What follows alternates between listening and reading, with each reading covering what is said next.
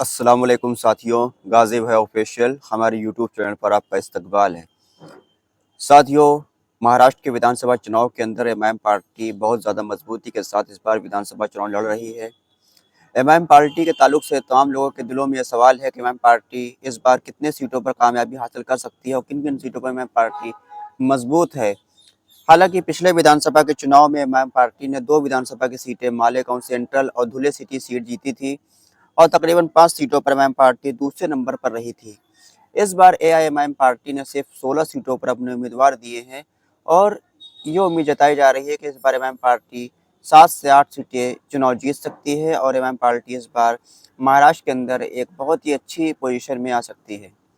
साथियों, आज हम बात करने वाले हैं मालेगांव सेंट्रल विधानसभा सीट के बारे में, जहां पर एआईएमआईएम पार्टी ने 2019 के अंदर जीत हासिल करी थी और इस बार एआईएमआईएम पार्टी फिर से एक बार मुफ्ती मोहम्मद इस्माइल कासमी साहब को अपना उम्मीदवार बनाया है।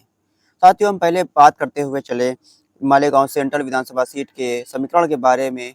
उससे पहले अगर आपने हमारे चैनल को सब्सक्राइब ना किया हो तो पहले आप अपने हमारे चैनल को सब्सक्राइब जरूर कर लें। साथियों, हम बात करते हैं मालेगांव सेंट्रल विधानसभा सीट के बारे में।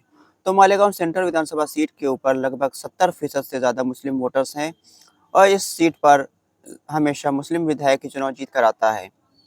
मुफ्ती मोहम्मद इस्माइल कासमी साहब 2 बार इस सीट पर चुनाव जीत चुके हैं और पिछले बार वो एमआईएम पार्टी के सिंबल पर चुनाव जीते थे और एमआईएम पार्टी के टिकट पर एक विधायक बने थे। इस बार हम बात करें तो एमआईएम पार्टी ने एक बार फिर से मुफ्ती मोहम्मद इस्माइल कासमी साहब को अपना उम्मीदवार बनाया है और इस बार उनके जीतने के चांस कितने हैं ये हम आपको आगे वीडियो में बताएंगे। उससे पहले हम आपको पिछले विधानसभा चुनाव में जो रिजल्ट आया था उस रिजल्ट के बारे में आपको बताते हैं कि एमआईएम पार्टी को कितना वोट मिला था और किस प्रत्याशी को यहाँ पर दूसरे नंबर पर संतोष करना पड़ा था। तो 2019 के अंदर एमआईएम पार्टी के मुफ्ती मोहम्मद इस्माइल कासमी साहब को 1,17,242 वोट मिला था, जो कुल वोटों का 58.52% बनता है। दूसरे नंबर पर कांग्रेस पार्टी के आसिफ शेख थे, जिनको 78,723 वोट मिला था, जिनका वोटिंग परसेंटेज 39.23 था। तीसरे नंबर पर बीजेपी के दीपाली विवेक थे, जिनको सिर्फ 1450 वोट मिला था, जिनको सिर्फ मात्र 0.72% वोट मिला था और नोटा को तकरीबन 1143 वोट मिला था, जो कुल वोटों का 0.57% बनता है। एमआईएम पार्टी ने यहाँ पर एक तरफा जीत हासिल करी थी और तकरीबन 38,519 वोटों के बड़े मार्जिन से चुनाव को एमआईएम पार्टी के मुफ्ती मोहम्मद इस्माइल कासमी साहब ने चुनाव जीता था। मुफ्ती मोहम्मद इस्माइल कासमी साहब को एमआईएम पार्टी ने एक बार फिर से अपना विधायक प्रत्याशी बनाया है और इस बार हम बात करें तो इस बार कांग्रेस पार्टी के साथ साथ समाजवादी पार्टी ने भी अपना उम्मीदवार इस सीट पर उतारा है और साथ ही साथ जो आसिफ शेख कांग्रेस पार्टी के उम्मीदवार पिछले बार थे, जो दूसरे नंबर पर आए थे, जो पूर्व विधायक भी रह चुके हैं, उन्होंने अपनी नई पार्टी बनाई है जिसका नाम है Indian secular largest assembly of Maharashtra नाम से पार्टी बनाई है उन्होंने। उस पार्टी के सिंबल पर वो इस बार चुनाव लड़ रहे हैं, जिनका चुनाव निशान शायद ऑटो रिक्शा है। अब हम बात करें तो इस सीट पर एआईएमआईएम पार्टी ने मुफ्ती मोहम्मद इस्माइल कासमी साहब को दोबारा से अपना उम्मीदवार बनाया है। कांग्रेस पार्टी ने अपने जिला अध्यक्ष एजाज बेग को टिकट दिया है। समाजवादी पार्टी ने शान हिंद को टिकट दिया है। इनके वालिद इस सीट पर विधायक रह चुके हैं पहले भी। ये महिला उम्मीदवार हैं समाजवादी पार्टी की। चौथे नंबर पर Indian secular largest assembly of Maharashtra नाम से नई पार्टी बनी है, जिसको आसिफ शेख को उन्होंने टिकट दिया है। आसिफ शेख पूर्व विधायक इस सीट पर रह चुके हैं। पिछले बार वो कांग्रेस के उम्मीदवार थे और वो दूसरे नंबर पर रहे थे। इस सीट की बात करें तो इस सीट पर मेन मुकाबला मुफ्ती मोहम्मद इस्माइल कासमी साहब और आसिफ शेख के बीच ही माना जा रहा है। एमआईएम पार्टी और Indian secular largest assembly of Maharashtra के बीच इस विधानसभा के अंदर मेन मुकाबला है। बात करें कांग्रेस और समाजवादी पार्टी के बारे में तो कांग्रेस और समाजवादी पार्टी के जो प्रत्याशी हैं उनका कोई खास इस सीट पर प्रभाव नहीं दिख रहा है। वो हो सकता है 10 से 12,000 वोट ही ये लोग पा सकें और ये मेन मुकाबला जो है वो एमआईएम पार्टी और आपके आसिफ शेख के दरमियान ही देखा जा रहा है। बात करें आसिफ शेख के बारे में तो आसिफ शेख कांग्रेस पार्टी के पिछले बार उम्मीदवार थे।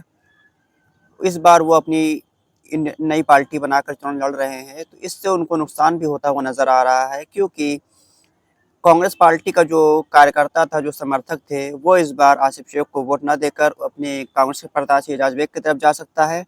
इससे आसिफ शेख को नुकसान होता हुआ नजर आ रहा है। दूसरी तरफ अगर एमआईएम पार्टी की बात करें तो एमआईएम पार्टी इस विधानसभा के अंदर पूरी तरह से मुत्तहिद है। इस बार एमआईएम पार्टी मुफ्ती मोहम्मद इस्माइल कासमी साहब, जिनके पास तकरीबन 60-70 हज़ार वोट उनका पर्सनल वोट है। साथ ही साथ एमआईएम पार्टी का भी यहाँ पे 30 से 40 हज़ार वोट है। ये दोनों वोटों को मिला दें तो एमआईएम पार्टी इस सीट पर तकरीबन 1 लाख से ज़्यादा वोट पाने की स्थिति में एक बार फिर से नज़र आ रही है।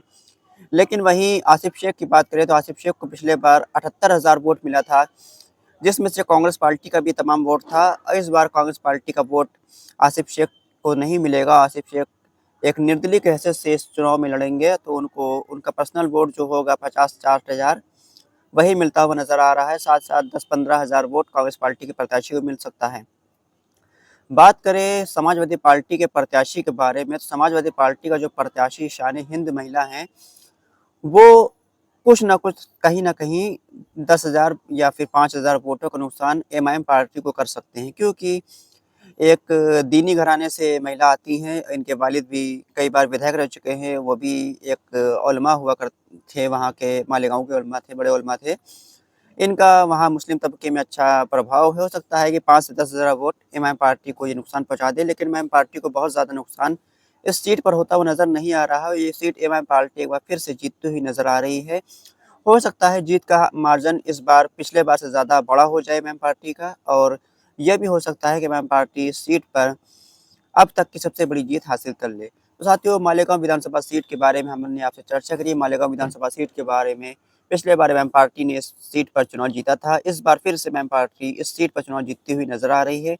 साथियों, आपको क्या लगता है कि मालेगाँव विधानसभा सीट पर मुफ्ती मोहम्मद इस्माइल कासमी साहब, एमआईएम पार्टी एक बार फिर से चुनाव जीत सकती है या नहीं जीत सकती है? आप अपनी राय कमेंट बॉक्स में हमको दे सकते हैं। साथ ही साथ हमारे चैनल को भी सब्सक्राइब कर लें, वीडियो को लाइक करें और वीडियो को शेयर भी आप कर दें। खुदा हाफ़िज़।